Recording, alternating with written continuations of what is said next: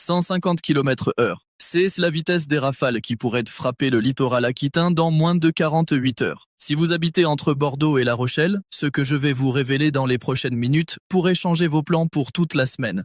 Et attention, la tempête N est que le premier acte. Ce qui arrive après, samedi et dimanche, personne N en parle encore. Restez jusqu'à la 5e minute, je vous donne le timing exact, heure par heure, région par région. Mais dès d'abord, une question. Savez-vous quelle est la dernière fois que la France a enchaîné autant de perturbations violentes en une seule semaine de février? La réponse va vous surprendre et elle explique pourquoi les 5 prochains jours vont être absolument hors normes. Et ce N est pas tout. Dans cette vidéo, je vais vous donner 3 informations que vous ne trouverez nulle part ailleurs. Premièrement, le timing exact de la tempête, heure par heure, pour chaque grande ville. Deuxièmement, le moment précis où la neige pourrait tomber en pleine ce week-end. Et troisièmement, ce que les modèles prévoient pour la semaine prochaine. Et croyez-moi, ce n'est pas rassurant. Voici ce qui se passe en ce moment même. Ce mardi 10 février 2026, un système dépressionnaire massif est en train de se repositionner sur les îles britanniques. Sur les cartes satellites, on voit très clairement le resserrement des isobars. Et quand les isobars se resserrent comme ça veut dire une seule chose, le vent va exploser. Pas demain, pas dans 3 jours. Le compte à rebours a déjà commencé. Aujourd'hui mardi, une première perturbation traverse le pays de ouest en est. Elle apporte déjà des pluies soutenues, notamment sur la Bretagne sud, le long du littoral et en remontant vers la Normandie.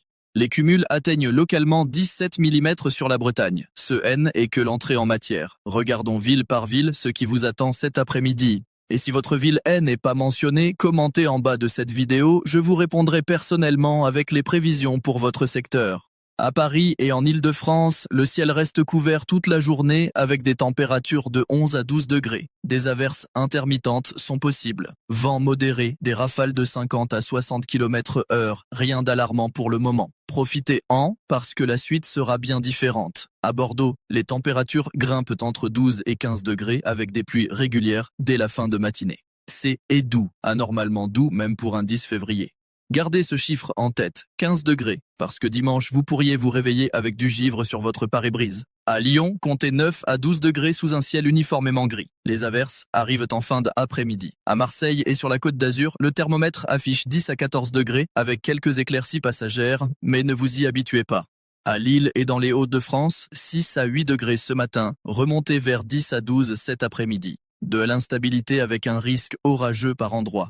À Strasbourg et dans le Grand Est, 5 à 6 degrés ce matin, maximum 9 à 12 cet après-midi. La perturbation quitte votre région en matinée, mais les averses persistent à l'arrière. À Rennes et en Bretagne, 9 à 11 degrés, des pluies copieuses toute la journée et un vent de sud-ouest déjà bien présent. À Toulouse et en Occitanie, 7 à 9 degrés ce matin, remontez vers 13 à 15 degrés. Les pluies arrivent en deuxième partie de journée. Maintenant, ne partez surtout pas, parce que ce que je vais vous expliquer maintenant, c'est le cœur du problème. Cette première perturbation de mardi, c'est juste l'échauffement. La vraie menace, est mercredi soir. Demain mercredi 11 février, en journée, une accalmie relative installe en début de après-midi. Attention, j'ai bien dit relative. Le vent souffle encore à 70-80 km/h sur toute la façade ouest. Des averses orageuses sont possibles sur la Bretagne sud et les côtes charentaises. La Corse est également concernée avec des rafales pouvant atteindre 110 km/h. Et les températures, elles sont exceptionnellement douces. À Paris, 12 à 13 degrés. À Bordeaux, jusqu'à 17 degrés. Sur l'arc méditerranéen, on grimpe même jusqu'à 18 degrés. C'est 7 à 9 degrés au-dessus des normales saisonnières sur certaines régions du sud-est. Cette douceur anormale,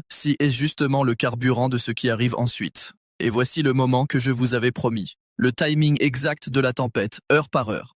Mercredi soir, à partir de 21h, une deuxième perturbation bien plus puissante aborde les côtes atlantiques. Le vent commence à forcir rapidement sur le golfe de Gascogne. Entre 23h et minuit, les premières rafales à 100 km/h touchent le littoral entre La Rochelle et Royan.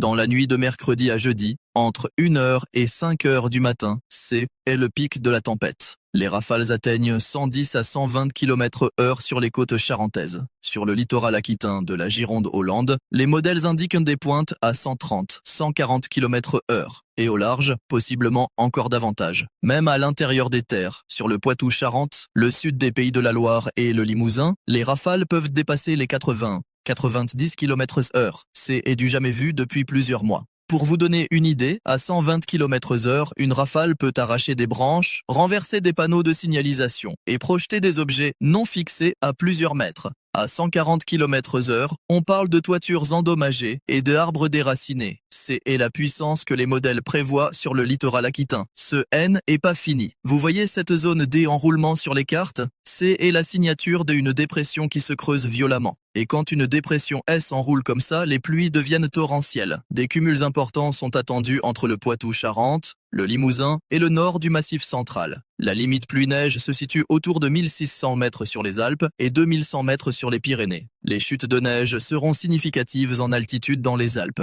Jeudi 12 février sera la journée la plus turbulente de toute la semaine. Des vents tempétueux persistent une bonne partie de la matinée sur le sud-ouest. Les pluies restent marquées sur un large quart sud-ouest. Les vigilances oranges sont quasi certaines pour le vent sur les départements de Charente-Maritime, Gironde, Landes et probablement Charente, Deux-Sèvres et sud de la Vendée.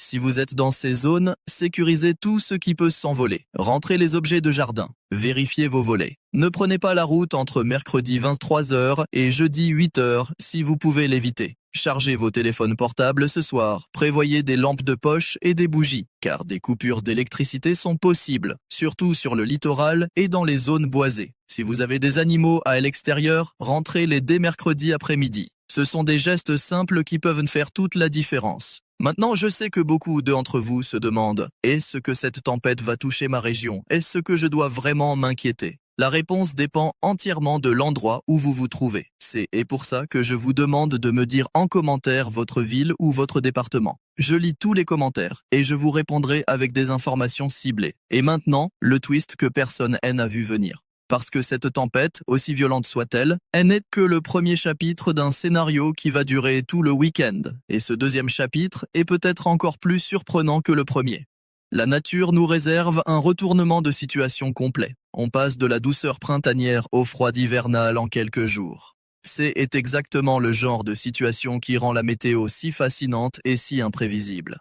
À partir de vendredi, un changement radical se prépare. Et c'est peut-être la partie la plus surprenante de toute cette séquence météorologique.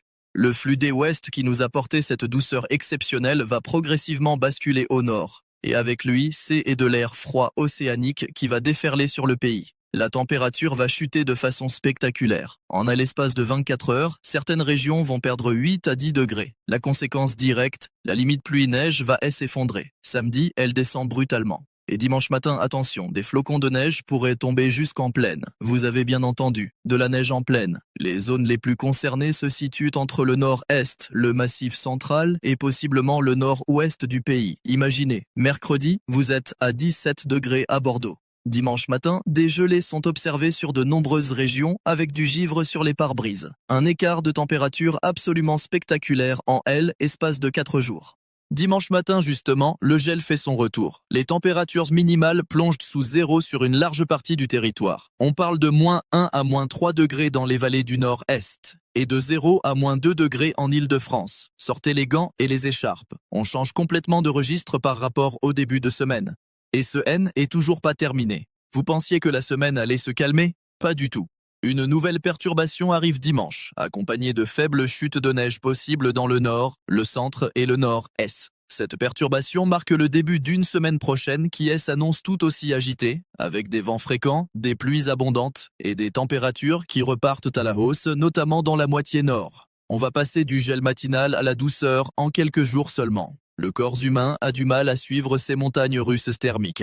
Les modèles météorologiques surveillent déjà 2 épisodes potentiellement tempétueux pour la semaine prochaine, jeudi 19 et surtout dimanche 22 février. C'est encore lointain et les incertitudes restent grandes, mais la tendance est claire. Février 2026 ne nous laissera pas tranquilles. Récapitulons le timing pour chaque grande région, parce que c'est l'information la plus importante de cette vidéo. Ne quittez pas maintenant, cette partie est essentielle pour votre préparation. Je vais vous donner le début, le pic et la fin de la tempête pour chaque zone. Prenez un stylo si vous le pouvez, ou faites une capture d'écran. Pour Bordeaux, la Gironde et le littoral aquitain, la tempête commence mercredi vers 22h. Le vent monte crescendo pendant la nuit. Le pic se situe entre 2h et 6h du matin jeudi. Rafales maximales de 110 à 140 km/h sur la côte et possiblement davantage sur les zones les plus exposées comme la pointe du Médoc et le bassin des Arcachons. Accalmie progressive jeudi en fin de matinée, mais le vent reste soutenu à 70 km/h jusqu'en début d'après-midi. Pour La Rochelle, le Poitou-Charentes. Début des vents violents mercredi vers 23 h, pic entre 1 h et 5 h du matin. Rafales de 100 à 120 km/h sur le littoral et de 80 à 90 km/h dans les terres. Pluies très abondantes associées, avec des cumuls pouvant dépasser les 30 à 40 mm en quelques heures seulement. Pour Nantes et les pays de la Loire-Sud, le vent forcit dans la nuit de mercredi à jeudi. Rafales de 80 à 100 km/h entre 3 h et 7 h du matin. Des pluies soutenues accompagnent le vent. Les transports en commun pourraient être perturbés jeudi matin. Pour Paris et l'Île-de-France, vous êtes en retrait de la zone la plus touchée par la tempête. Des rafales de 60 à 70 km/h sont possibles jeudi matin. Des pluies intermittentes. Températures en baisse progressive vendredi et samedi. Mais c'est dimanche matin que le froid vous surprendra avec des gelées possibles et un thermomètre flirtant avec le 0 degré. Pour Lyon et Auvergne-Rhône-Alpes, la perturbation arrive avec un décalage. Pluie marquée jeudi, parfois sous forme d'averses intenses. Neige au-dessus de 1600 mètres sur les Alpes avec des cumuls importants en altitude. Refroidissement net à partir de vendredi avec des minimales proches de 0 samedi et dimanche matin dans les vallées. Pour Marseille et le pourtour méditerranéen, vous êtes relativement épargné par la tempête de mercredi soir, mais la Corse subit des vents violents avec des rafales à 110 km/h. Les températures chutent nettement à partir de samedi après avoir atteint 10-8 degrés mercredi. Pour l'île et les Hauts-de-France, risque de neige en pleine dimanche. Retour des gelées matinales à partir de samedi. Semaine prochaine sous haute surveillance. Pour Strasbourg et le Grand Est, même scénario de refroidissement brutal. Possibilité de neige en pleine entre samedi soir et dimanche. Gelée généralisée dimanche matin avec des températures pouvant descendre jusqu'à -3 degrés dans les vallées alsaciennes.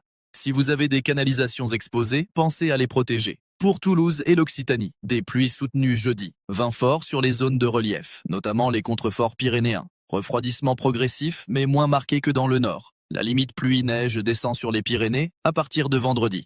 Pour Rennes et la Bretagne, vous êtes en première ligne dès mercredi avec des averses orageuses. Vent fort toute la journée, renforcement dans la nuit. La Bretagne sud est particulièrement exposée avec des rafales pouvant atteindre 90 à 100 km/h sur le Morbihan. La vigilance orange crue est déjà en cours sur ce département. Les sols sont saturés d'eau, ce qui augmente le risque de ruissellement et d'inondations localisées. Voilà, vous avez maintenant toutes les informations essentielles pour vous préparer.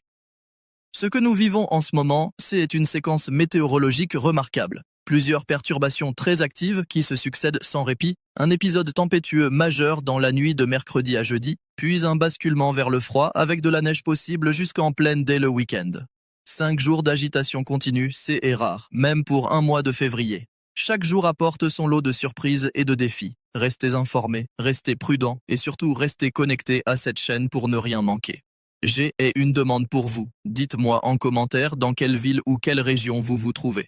Je ferai des prévisions encore plus détaillées pour les zones les plus demandées dans la prochaine vidéo. Plus vous êtes nombreux à commenter, plus je peux cibler les informations qui vous concernent directement et partager cette vidéo avec vos proches qui habitent dans le sud-ouest, en Bretagne ou sur la façade atlantique. Ils doivent savoir ce qui arrive. Une information partagée au bon moment peut éviter bien des désagréments. Et surtout, ne manquez pas la vidéo de demain matin. Les dernières modélisations de la tempête seront disponibles et je pourrai vous donner des données encore plus précises sur les rafales maximales attendues, département par département. Les chiffres pourraient être revus à la hausse. Certains modèles sont même plus agressifs que ce que je vous ai présenté aujourd'hui. Demain, on saura exactement ce qui nous attend. On saura aussi si les vigilances rouges sont envisagées sur certains départements du sud-ouest. C'est un rendez-vous à ne pas manquer. Activez la cloche de notification pour être prévenu dès la mise en